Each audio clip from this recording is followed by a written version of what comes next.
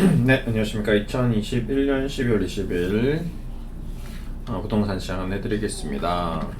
자, 이제 아파트 호가가 낮아지기 시작하네요. 이제 본격적으로 금리 인상에 대한 어떤 현상들이 나오고 있습니다. 서울 아파트 팔자 2년 6개월 만에 최고, 보유세 영향, 이자, 대출 이자 부담에 대해서 이제 팔자가 늘어나고 있답니다. 집값이 상승하는 게 주춤하고 대출 규제는 강하니까 사고 싶은 사람들도 좀 떨어지니까 일단은 기다려 보는 거죠. 관망을 하는 거죠. 싸게 사고 싶은 거죠. 네, 서울 아파트 매매 수급 지수 추이가 110위에서 50일까지 굉장히 크게 하락을 하네요. 네. 집주인 가운데 보유세와 대출 이자 부담에 버티기를 포기한 아파트 처분하려는 의사. 그렇죠. 이것이 세금도 많이 내고 이자도 내야 되고 미치겠는 거죠. 그래서 지금 수익이 났을 때 팔겠다는 겁니다. 그래서 물량이 나온 거죠. 이제 2개를 가지고 있던 사람들, 3개를 가지고 있던 사람들이 하나, 2개는 일단 내놓자. 이런 현상이 좀 나온 것 같습니다. 매매 수급 지수 아까 기존 50일 전주 57보다 또 하락했다. 이 얘기인 것 같네요. 팔자 비중이 늘어나고 있다. 서울 아파트 매도세가 늘어나면서 시장 전반적으로 매수 자 우위 분위기로 돌아선 금리 인상과 대출 규제, 금리 인상과 대출 규제가 가장 큰 이유이다라고 좀 보시면 될 것 같습니다. 가계부채 관리화, 가계부채가 너무 큰 거죠. 기업 부채도 우리가 IMF가 왜 왔죠? 기업의 부채로 인해서 IMF가 터졌습니다. 근데 지금은 가계가 부채가 너무 많다. 이게 좀 걱정이 됐다는 거죠. 이거 이자만 내면 상관이 없는데 서브프라임 모기지론이 어떤 이유가 미국이 부동산 에 대한 문제가 생긴 게 이제 이런 현상들 때문이거든요. 딱 단순히 무조건 집이 가계대출이 많아서 서프라임이 왔다기보다는 부동산이 터무니없이 올랐고 그 올라가는 부동산을 가게에서 너무 터무니없이 대출을 받아서 샀다가 이제 가격이 떨어지는 과정에서 각종 모기지 론이 많이 발생했는데 그 중에 또 모기지 말도 안 되는, 쉽게 말해서 이제 집을 샀는데 신용카드 대출 받았는데 그 산 대출을 또 담보로 또 대출을 받고 또 담보 받은 걸 또 대출, 그러니까 계속 그렇게 하다 이제 그렇게 이제 미국이 금융위기가 왔었죠. 은행들이 폭삭 망했습니다. 지금 우리나라 은행들도 제가 이제 은행주를 공부하면서 이제 이런 부동산에 대해서 관심을 더 많이 갖게 되었습니다. 그래서 지금 현재 은행주들이 막대한 이자 빚잔치를 하고 있습니다. 여러분들이 가계빚을 낸 걸 토대로 기반으로 엄청난 수익을 거두고 그 수익을 지금 배당 잔치를 하고 있는데 이게 나중에 이제 문제가 되면 지금 현재는 상관이 없는데 이 아파트 값이 터무니없이 빠지게 되면 이제 주식시장에는 반대 매도가 있는데 아파트도 그런 현상이 나올 수도 있습니다. 깡통 아파트가 나올 수 있는 거죠. 내가 2개를 가지고 있는데 그 아파트를 담보로 대출해서 받아서 2번째 아파트를 샀는데 3번째 아파트를 샀는데 이 3개 아파트가 갑자기 10억이던 게 3억, 5억대로 떨어졌다. 절반 났다. 그러면 얼마입니까? 아무것도 남는 게 하나도 없거든요. 반대 이런 식으로 되면서 이제 서프라임 모기지론이 이제 불거졌는데 우리나라도 현재 지금 그런 거를 미리 사전에 이제 아예 원천 차단하기 위해서 정부가 이제 금리를 올리고 빨리 처리하자라는 개념이 지금 들어오는 것 같습니다. 당장 그렇게 된다는 건 아닙니다. 원리금 부담 상환. 그러니까 이게 원리금 부담을 또 해야 되는데 이제 이런 거죠. 과거에 이제 신용카드 사태가 났을 때 또 이런 현상이죠.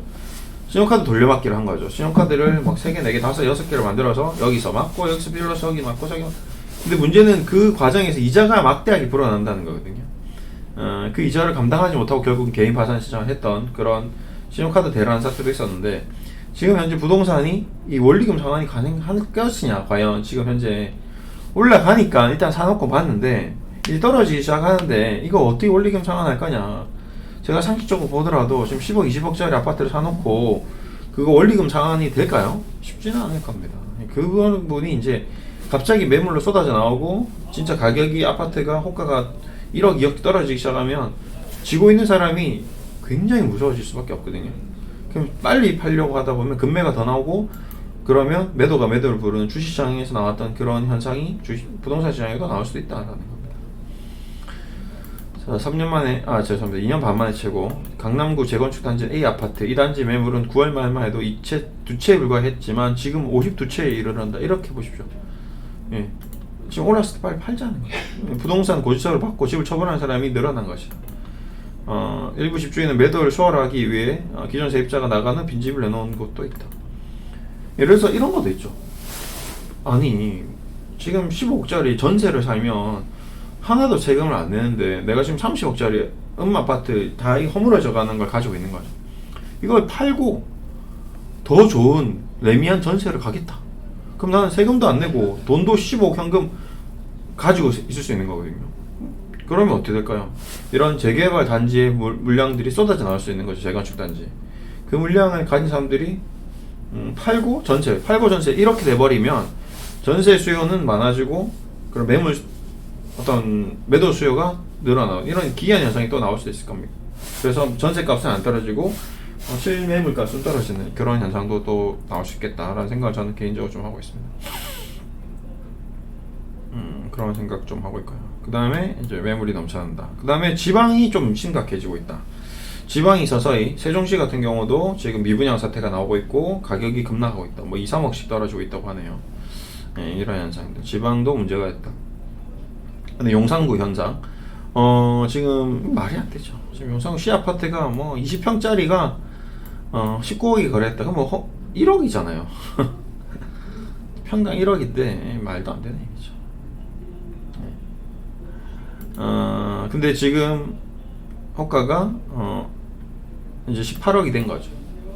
1억이 2억이 그냥 툭 떨어졌는데도 이 올라간 거 자체가 기이한 현상이었던 거지. 그냥 주식도 급등 구간에서 갑자기 상한가가 나옵니다. 상승하다가 급등 구간에서 오버슈팅이 나오는데 이제 비이성적인 현상이라고 하거든요.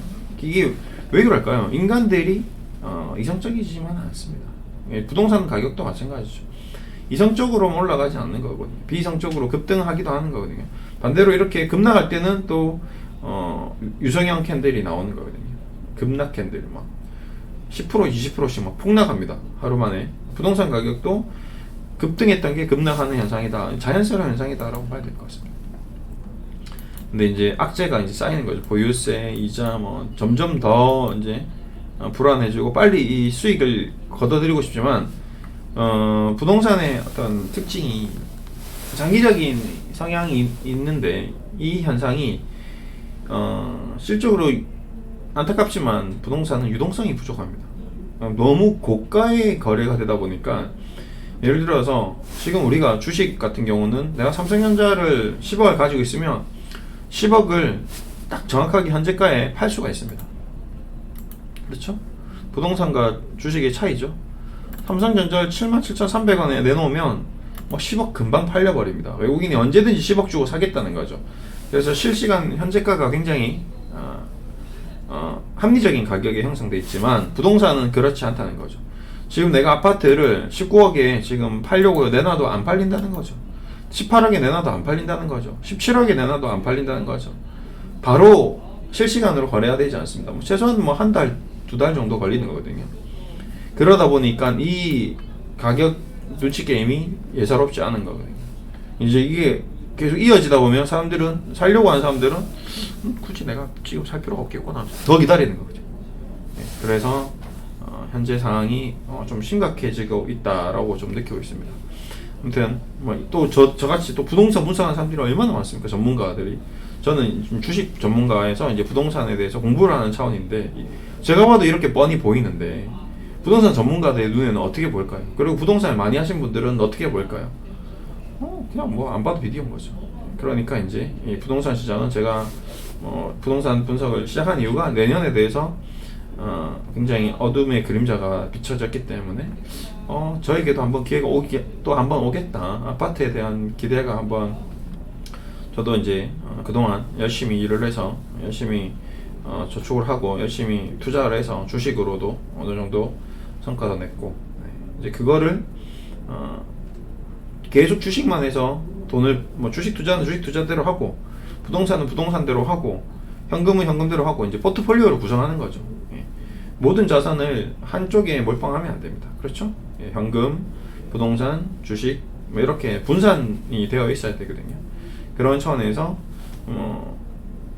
부동산에 어떤 기회가 한번 오면 그 기회를 또 잘 살려야 될 거고, 주식도 마찬가지고, 뭐 주식이 엄청난 큰 기회가 온다, 그럼 주식에 또 투자를 해야 되는 거고, 현금을 가지고 있었는 상황이 된다, 현금을 가지고 있었는데 금이 온다, 금을 해야 되고, 국제유가가 온다, 국제유가는 이제 투자의 다방면으로 계속 안테나를 세우고 지금 이제 공부를 하고 있다라고 좀 보시면 가장 도움이 될 거고, 여러분들도 함께 이제 그런 어떤 공부 차원에서 이렇게 저렇게 보시면 도움이 될 것 같습니다.